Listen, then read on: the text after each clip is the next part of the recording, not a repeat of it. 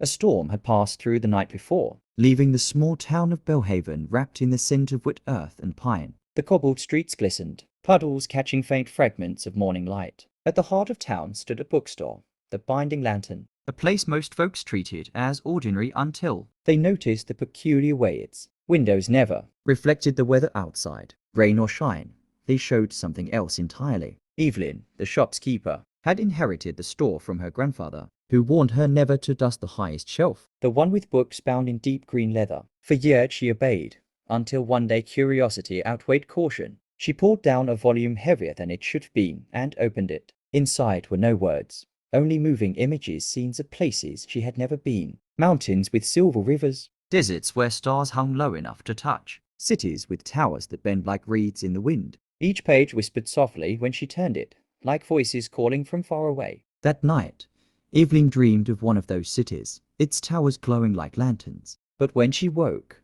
the dust of that place clung to her shoes. The Binding Lantern's shelves had shifted overnight, the green volumes now humming faintly, as if pleased to have been read again. Word spread, quietly at first, then in a rush. Travellers began arriving, asking Evelyn to read from the green books. Each listener vanished from the shop, sometimes for minutes, sometimes for months, and returned with stories too vast, too strange to be inventions. Some came back older, some with tokens from impossible lands. A boy once returned carrying a feather that glowed like fire. An old sailor came back younger, the sea weariness gone from his eyes. But there were also whispers of those who didn't return. The green books never lied, but they never promised safe passage either. Evelyn realized the bookstore was less a shop and more a threshold, a lantern in the dark calling dreamers to step beyond. And so the Binding Lantern remained, its windows still reflecting worlds that weren't Belhaven's, waiting for the next person bold enough to open a book and let themselves be carried away.